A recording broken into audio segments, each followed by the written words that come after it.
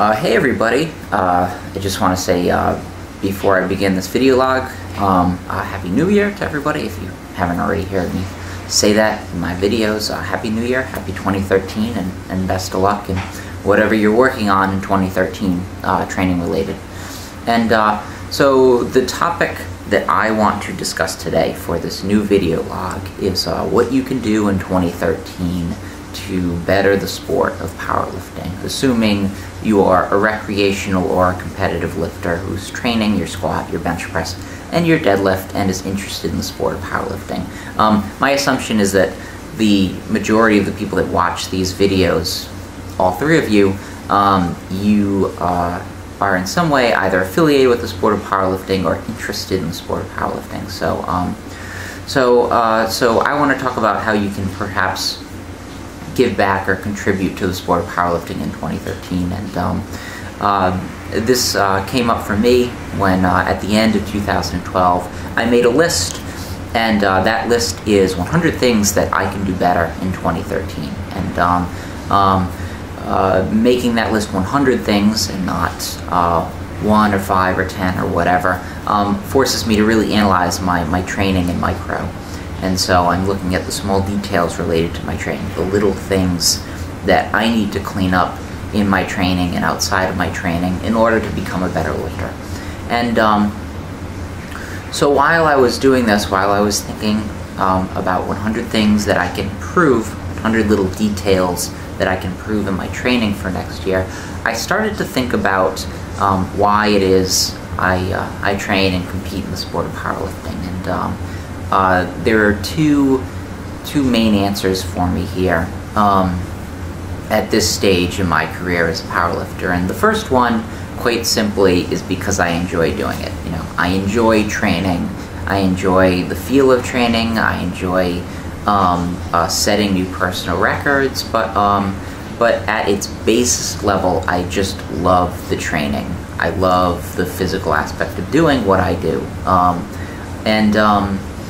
And there's a second response to this, though. That used to be the only response that I needed in order to satisfy me in my training. But there's a second response now that I have to give to a question like this. And that question has to do with my standing in the powerlifting community. And it is my belief now, when I go into training and I train for an upcoming meet, that I need to get stronger. I have an obligation to get stronger, because the stronger you are in powerlifting, the louder your voice is, and the more people will respect what you have to say. And I have been fortunate in life to find something that I love, a hobby that I love, and it's called powerlifting. And this is what I want to do with the rest of my life. I am, for lack of a better phrase, married to the sport of powerlifting, for better or for worse. And because I love this thing that I do, I want to share that love with other people. I want to be an active contributor to the powerlifting community. In order to do that, I have to be strong, okay? And I like being strong. I like having people tell me I'm strong. There is a narcissistic edge to my personality. But beyond all of that, I have goals in 2013, and I want to achieve them, because I know if I do, it will mean I will have a bigger soapbox. I will have a greater platform from which I can speak and from which I can contribute to this sport. And I've also been thinking along these lines about how I contribute to the sport of powerlifting, what I do to help better the sport, to help the sport grow. And for this video log, I have a few ideas, a few suggestions for you guys. If you love the sport, if you love powerlifting, or even just training for powerlifting like I do. The first one, if you're a recreational lifter and you've never done a powerlifting meet, is my suggestion is in 2013, take the plunge and do a powerlifting meet. I know everybody out there says you don't have to be particularly strong to do your first powerlifting meet, and it's absolutely true. Powerlifting meets are very welcoming atmospheres, and I recommend that you give it a try, that you go to a powerlifting meet and that you compete for the first time, see how you like it. simply doing a first meet is going to help by contributing to whatever federation you choose to participate in. So vote with your lifts, so to speak, and go to a federation that you like and that you appreciate and that you admire, and compete in that federation. Become a member, send in a meet fee. That stuff always helps different federations. So and your participation helps grow the sport, and it will also have a very positive effect on your training. You know, your relationship to your training will change in a positive manner. You'll start thinking about yourself more and more as a serious athlete who has to train up to this individual event in which you need to be peaked for. And so it changes your whole relationship to your training. It changes your perspective on the sport. You become an official, quote unquote, an official powerlifter. A lot of people like to say you're not a powerlifter until you've done a meet. I don't know what that means, but you become an official powerlifter, and it's good for yourself and it's good for the sport. You know, we need more people competing. If you are competing, consider bringing somebody to a powerlifting meet in 2013, okay? And not just necessarily as a spectator, though bringing spectators is great, but grab somebody in your gym, somebody that might be interested in strength training, somebody that squats, bench presses, deadlifts. Try to convert somebody to the sport of powerlifting without being too pushy, okay? And maybe see in 2013 if you can bring someone with you so that they can experience their first meet, all right? If enough of us were to do this, the sport would be a lot bigger. Oftentimes as powerlifters, we like to, when relegated to a commercial gym, we like to segregate ourselves from the rest of that gym-going population. And I understand the bad feelings that persist between serious strength athletes and the, if you want to label them in a pejorative manner, the gym bros of a commercial gym.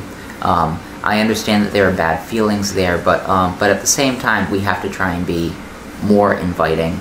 And that leads me to another suggestion, and that other suggestion is be a good representative for your sport, be a good representative for the methodology of training that you choose to employ. You are a representative of strength training when you go out into the world and when you go into your commercial gym and you train there.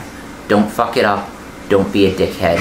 You reflect upon all of us poorly when you do that, okay?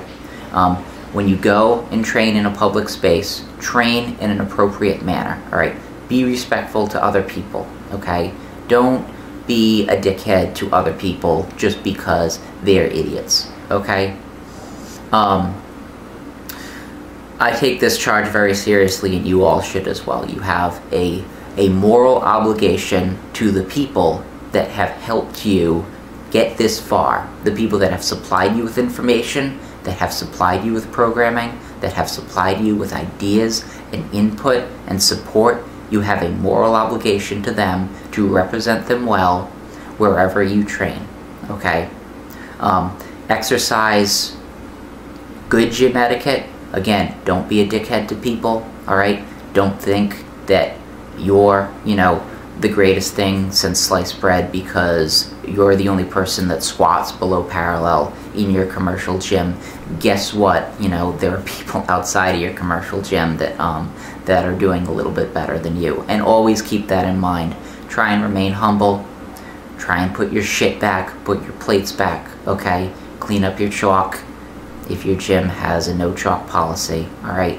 Be a good gym member. If enough of us do this, then it'll reflect highly upon us. Don't be the caricature that is plastered on the next Planet Fitness advertisement. Don't be that person, all right? Try and be better than that. Other things that you can do in 2013 to help benefit the powerlifting community, there's one other that I'll mention here, and that's be supportive and reach out to other people whose training you appreciate and whose methodology or approach to training you've learned from. This can be as simple as subscribing to people on YouTube. You know, I try to subscribe to lifters on YouTube, and I try to watch the videos of lifters on YouTube, and I try to be positive to people whenever possible, because I know for me starting out, it meant a whole lot to receive positive feedback from people, because I don't have a sort of traditional support base in my life. Okay, my family is not necessarily unsupportive of my powerlifting, but they don't really know anything about my lifting. They don't really ask me about it. I have my girlfriend, who's great. I have my powerlifting team, which is great, but I didn't have that stuff as of a couple of years ago. And all I really had was an online lifting community. And so my recommendation is make an online training log. It'll not only keep you accountable, but it'll also make you part of a community. The community that I affiliate myself with is on SherdOg, SHERDOG, and if you would like, you are always a welcome member to that community. You can come into my training log, you can say hello, you can say hello on YouTube. I'm happy to talk to anybody. I try to, as often as I can, comment on YouTube videos, even for new lifters, because I think it makes a positive difference, and take advantage of the fact that powerlifting as a sort of grassroots sport is one of the only instances in which you can come into close proximity and have conversations with high-level lifters, all right? You don't get this in other sports, all right? If I were playing basketball at Duke, or if I were playing baseball at Rice, or you know, if I were playing football at Notre Dame, chances are I wouldn't be responding to your comments on YouTube. I wouldn't be giving you feedback on your own training. That wouldn't be a concern of mine. It wouldn't be on my radar. But because we're a small community and a tight-knit community, we can do that for one another. So reach out, make contact with other powerlifters, talk to other good lifters, talk to them the right way, tell them that you admire their lifts. If you do, try to be less of a negative person, okay? There's a lot of negativity out there on YouTube. I get a lot of petty comments sometimes from people that have nothing better to say than to say something to put me down and make them feel better about themselves, and that's not how I choose to behave. That's not how I choose to conduct myself. I try not to go out and produce negativity in the world. You know, I had some guy recently who I don't know who this guy is, don't know what his interest in my videos was, but he watched me squat, and you know, he said spinal flexion is apparent, which is true, and then he said get rid of your crutches, and he meant my belt and my knee wraps. A belt is a crutch now. So this is somebody, a bitter, resentful person who has nothing better to do but to put down other people on YouTube. Don't be one of those people.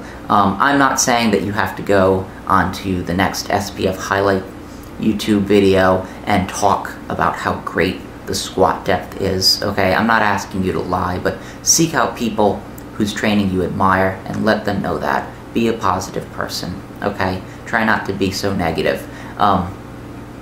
We have to stick together as a community, so be positive, be supportive. I will give you that support back. If you ever have any questions, if you ever have any needs or comments or anything for me, just shoot me a comment, shoot me a response. I'm not that hard to locate, and I'm happy to help anybody out. All right, have a good 2013. Best of luck in your goals for 2013. Hopefully I will achieve mine. Hopefully you will achieve yours. That's it. I'll have more videos for you soon.